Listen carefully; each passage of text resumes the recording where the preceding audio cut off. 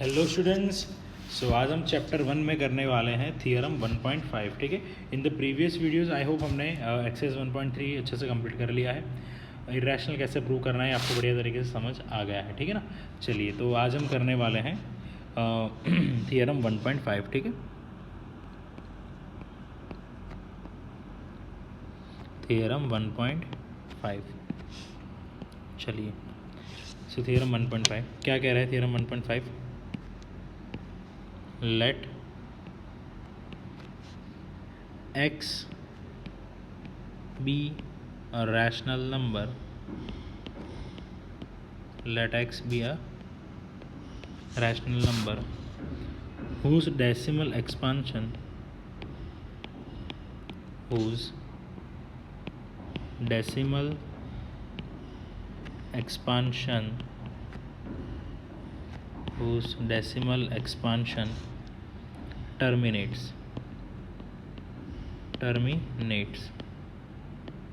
okay, whose decimal expansion terminate, then x can be expressed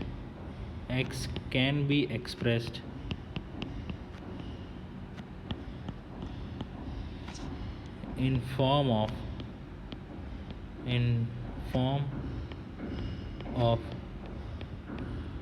p by q, where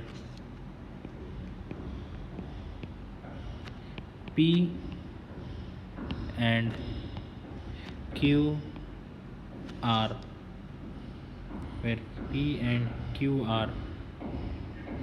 co-primes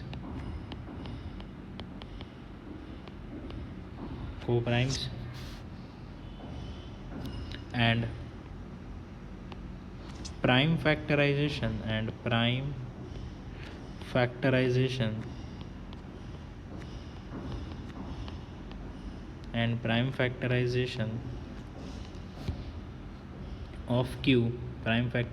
of q is of form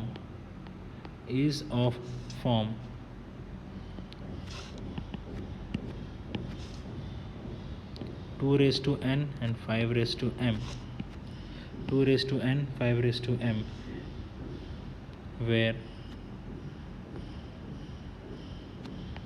n and m are non-negative numbers okay. चलिए तो 100% मैं sure हूँ कि आपको इस statement से कुछ समझ नहीं आ रहा होगा। ठीक है चलिए तो मैं आपको एग्जांपल से समझा देता हूँ। ठीक है ना। एक्स एक रैशनल नंबर है। ठीक है, वो इतना आप ध्यान रखें। ठीक है। चलिए फॉर एग्जांपल 0.35 मेरे पास एक नंबर है। ठीक है ना, और ये रैशनल है। अगर अब ये रैशनल है तो इसको पी बाई क्यू फॉर्म में लिख सकते हैं 35/100। ठीक है। चलो मतलब इसको कट करेंगे तो 7/20 हो जाएगा। ठीक है ना। अब इसका जो डिनोमिनेटर है ना, प्राइम फैक्टराइजेशन से C P N Q R को प्राइम्स, आप देख सकते हो पी एंड क्यू आर को प्राइम्स। ठीक है। Prime factorisation of Q is of the form 2 raised to n and 5 raised to m।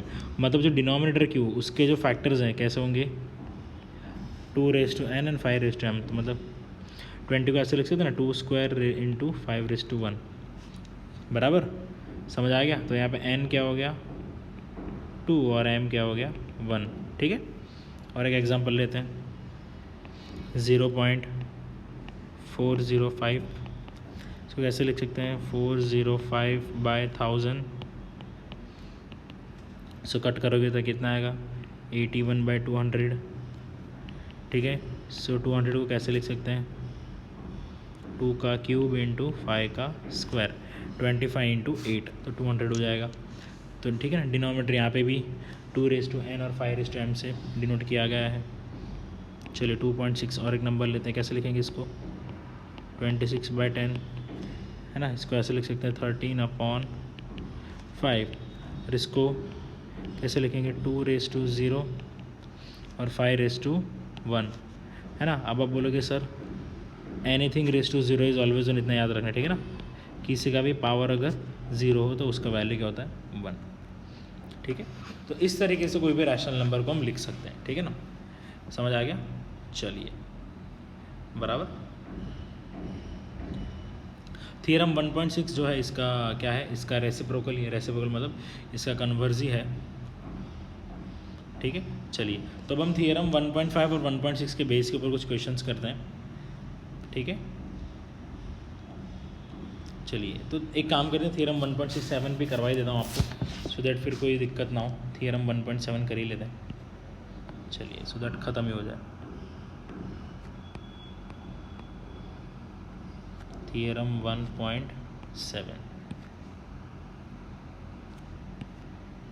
चलो क्या कह रहा है theorem 1.7, let x equals to p by q be a rational number, be a rational number, be a rational number such that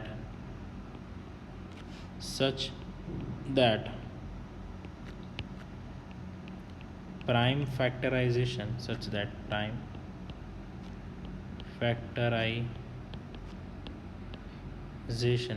factorization of q is not of form 2 raised to n 5 raised to m, where n m are non-negative numbers,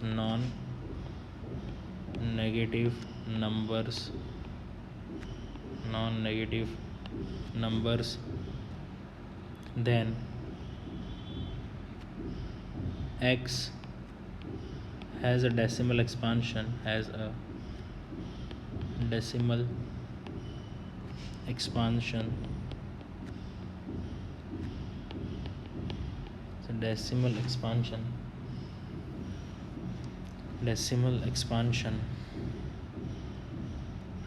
which is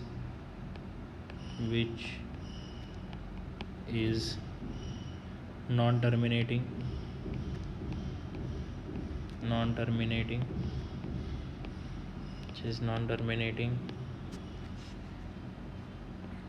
repeating, ठीक है। चलिए अब ऐसा बोल रहे हैं कि अब देखो थ्योरम 1.5 में क्या देखा कि डिनोमिनेटर का जो प्राइम फैक्टराइजेशन है वो किसके फॉर्म में, 2 raised to n और 5 raised to m में, ठीक है। अभी 1.7 थ्योरम क्या बोल रहा है कि अगर एक x रैशनल नंबर है और उसका q का मतलब जो डिनोमिनेटर है उसका अगर prime factorisation 2 raised to n और 5 raised to m के फॉर्म में नहीं है, ठीक है ना, अगर नहीं है बराबर, तो उसका डेसिमल एक्सपेंशन कैसा होगा, नॉन टर्मिनेटिंग रिपीटिंग, ठीक है। चलिए एग्जांपल देख लेते हैं। देखो टर्मिनेटिंग नॉन टर्मिनेटिंग आपको क्लास 9 में आ चुका है नंबर सिस्टम में, तो आई होप आपको आता ही होगा, ऐसा एज्यूम करके मैं चल रहा हूँ। 17/30 आप देख सकते हो, 17/30 कैसे लिख सकते हैं, 2 × 3 × 5।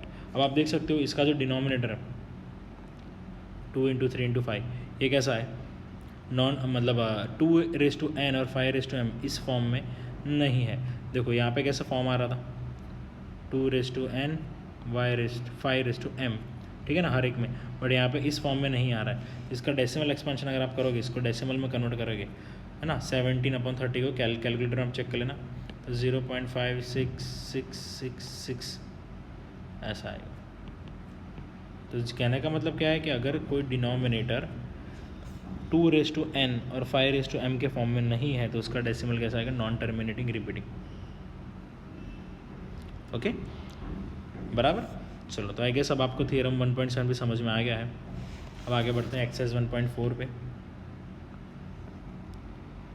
So exercise 1.4 question 1, exercise 1.4 question 1, okay. क्या है क्वेश्चन 1, पढ़ रहा हूँ, बहुत बड़ा क्वेश्चन है, लिखने नहीं वाला, आप ध्यान देना, टेक्स्ट बुक खोल के रखना, पेज नंबर 17, टेक्स्ट बुक का पेज नंबर 17, ठीक है। Without actually performing the long division state whether the following rational numbers have terminating decimal expansion और नॉन टर्मिनेटिंग डेसिमल एक्सपांशन। तो एक चीज़ याद रखनी है आपको, मैं एक की पॉइंट आपको दिखा देता हूँ। If Q has prime factorisation, key point बता रहा हूँ ध्यान से देखना, prime factorisation in 2n and 5m form, then decimal expansion,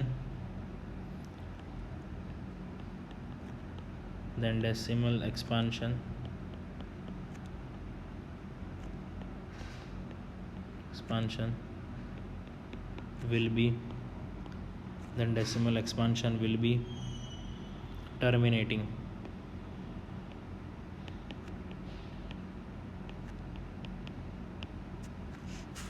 And if not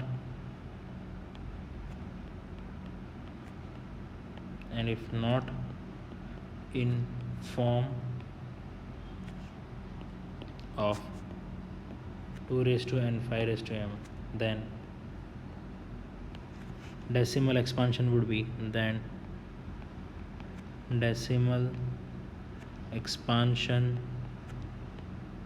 would be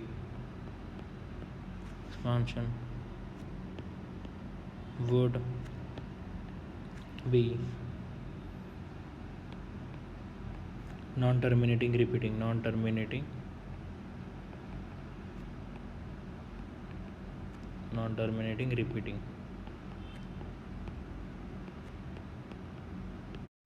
चलिए, तो जैसे कि मैंने बताया आपको कि अगर डिनोमिनेटर के प्राइम फैक्टराइजेशन में 2n और 5m के फॉर्म में है तो वो टर्मिनेटिंग नंबर होगा, और अगर डिनोमिनेटर 2n और 5m के फॉर्म में नहीं है तो वो नॉन टर्मिनेटिंग नंबर होगा। ठीक है ना। चलिए, तो 1.4 का क्वेश्चन नंबर हम सॉल्व करते हैं। ये जो ट्रिक है इसको आप साइड में लिख लेना, नोट करके याद रखना। ठीक है ना। चलिए, पहला क्वेश्चन 13/3125। चलो इसको डिवाइड करते हैं हम। सो 13 इसको 3125 को कैसे लिख सकते हैं, 5/5। मतलब इसको अगर मुझे लिखना हो तो इसको ऐसे भी मैं लिख सकता हूँ 2/0 इंटू 5/5। तो यहाँ पे n का वैल्यू क्या हो गया 0 और m का वैल्यू क्या हो गया 5। तो ये कौन से फॉर्म में इसका डिनोमिनेटर 2n और 5m के फॉर्म में है, तो सीधा सीधा आंसर लिख दूँ कि इट्स टर्मिनेटिंग, है ना। इसका फैक्टराइजेशन कैसा होगा, डेसिमल एक्सपांशन कैसा होगा, टर्मिनेटिंग। ठीक है ना।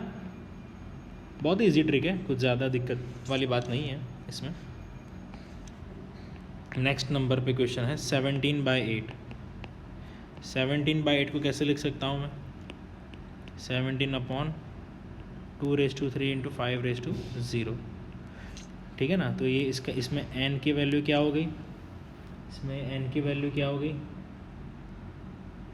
बोलो भाई, n की वैल्यू क्या हो गई 3 और m की वैल्यू क्या हो गई 0।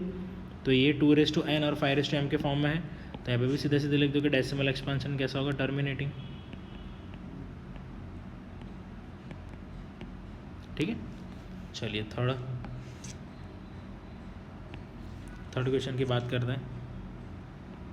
64/455। तो 455 के अगर फैक्टर्स निकालोगे आप, तो आप उसको कैसे लिख सकते हो, 5 × 7 × 13।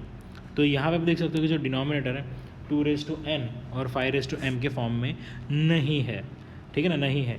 तो सीधा सीधा हम लिख देंगे डेसिमल एक्सपेंशन कैसा होगा, नॉन टर्मिनेटिंग रिपीटिंग।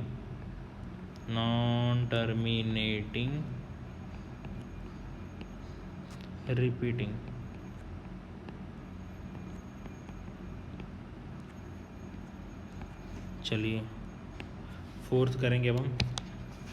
फोर्थ में क्या दिया है, 15/1600। इसको कैसे ले सकते हैं, पहले तो डिवाइड करो 5 से, तो 5 3 ज़ा 5, 3 20 ज़ा। इसको कैसे ले सकते हैं, 3/2/6 इंटू 5/1। ठीक है ना। तो डिनोमिनेटर कैसे फॉर्म में, 2n 5m के फॉर्म में। ठीक है बच्चों।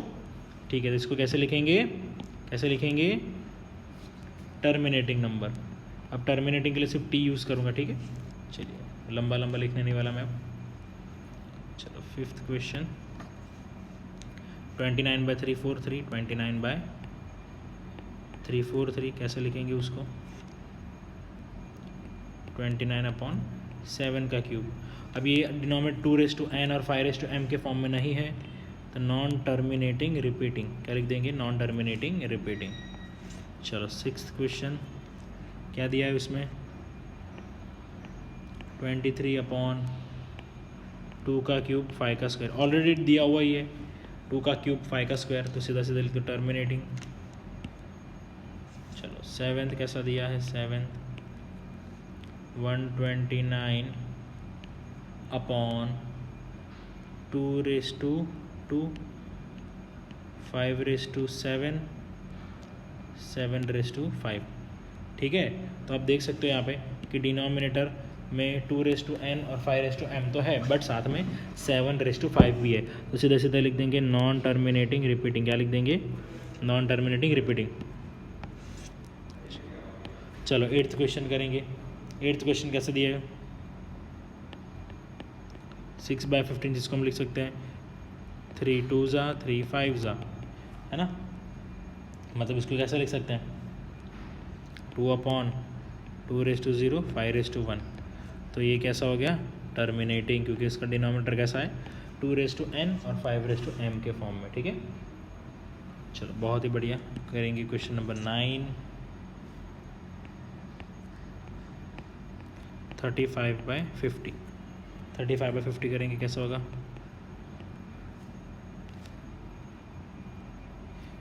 5 7 5 10, दैट इज ऐसा लिख सकते हैं ना 7/2 इंटू 5/1, तो ये कैसा हो गया, ये भी टर्मिनेटिंग हो गया। Very good. क्वेश्चन नंबर 10,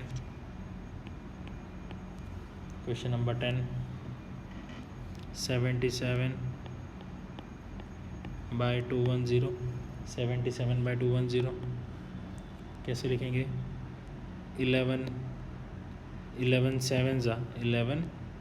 7 और 11 30 30 से थोड़ी होगा,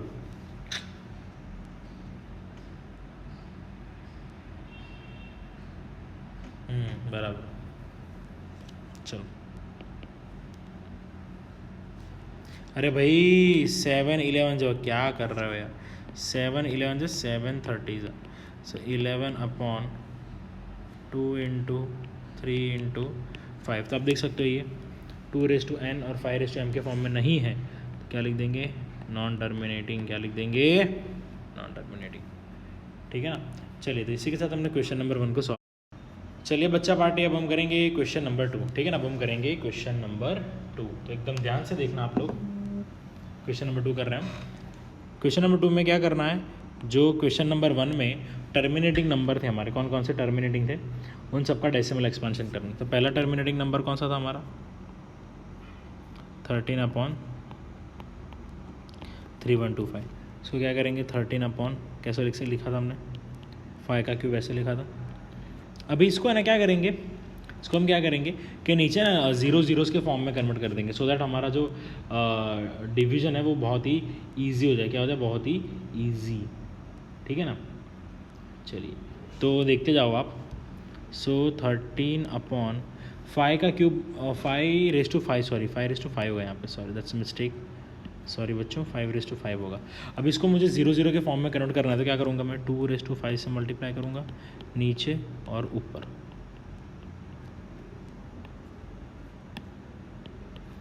तो ऊपर वाला 2/5 इंटू 13 कितना होगा, 416, और नीचे 2/5 इंटू 5/5 कितना होगा, 1 2 3 4 5। तो हमारा आंसर क्या है, 0.00416। ओके, तो यही तरीका है, नीचे 0 ले आओ और सॉल्यूशन कर दो, ठीक है।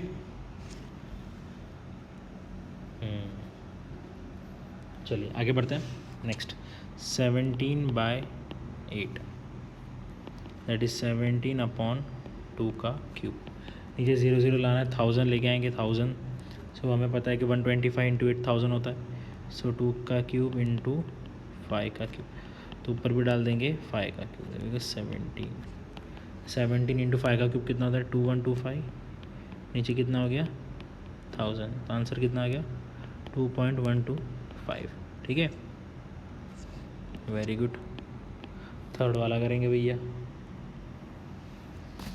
15/1600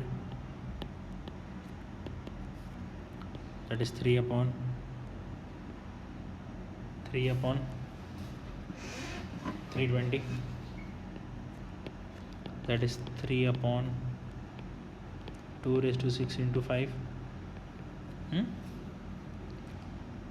तो क्या करेंगे, अभी नीचे 0 0 लाना है ना, 0 0 लाना तो क्या करेंगे 3 इंटू 5 पर मल्टीप्लाई करते 2⁶ इंटू 5 तो है, इंटू 5⁵ मल्टीप्लाई कर दिया, तो ऊपर कितना हो जाएगा 9375 और नीचे कितना हो जाएगा 60, 1 2 3 4 5 6। आंसर कितना आएगा 0.009375।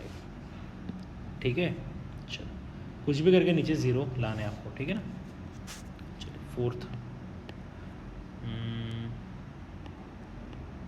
23/2 का क्यूब 5 का स्क्वायर दैट इज़ 23 इंटू क्या करेंगे, एक 5 ऊपर डाल देंगे और एक 5 नीचे डाल देंगे। ठीक है, तो नीचे कितना हो गया 1000, ऊपर कितना हो गया 115। आंसर कितना आएगा 0.115। Very good. ठीक है, चलिए आगे बढ़ते हैं। Fifth that is 6/15 that is 2/5। तो क्या करेंगे, नीचे 0 ही लाना है ना, तो 2 से मल्टीप्लाई कर देंगे, ऊपर भी 2 से मल्टीप्लाई कर देंगे। आंसर कितना आ गया 4/10 दैट इज आंसर आ गया 0.4। सिक्स्थ क्या था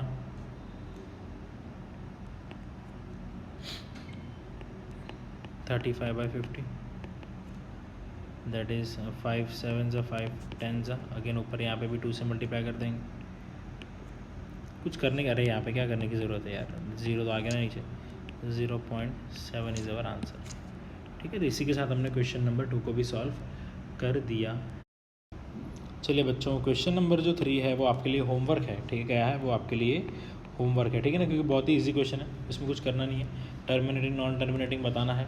ठीक है, अगर आपको क्वेश्चन नंबर 3 बहुत ही ईजी है, खुद से कर ही सकते हैं। 3 क्वेश्चन आपको टर्मिनेटिंग नॉन टर्मिनेटिंग बताना है, जो हम क्लास 9 में ऑलरेडी कवर कर चुके हैं। अगर फिर भी अगर आपको समझ में नहीं आता क्वेश्चन नंबर 3 में 3 क्वेश्चन दिए, ठीक है, अगर समझ में नहीं आता तो कमेंट सेक्शन में आप लिख देना, वहीं पर मैं आपका आंसर दे दूँगा। ठीक है, चलिए तो इसी के साथ हमारा चैप्टर नंबर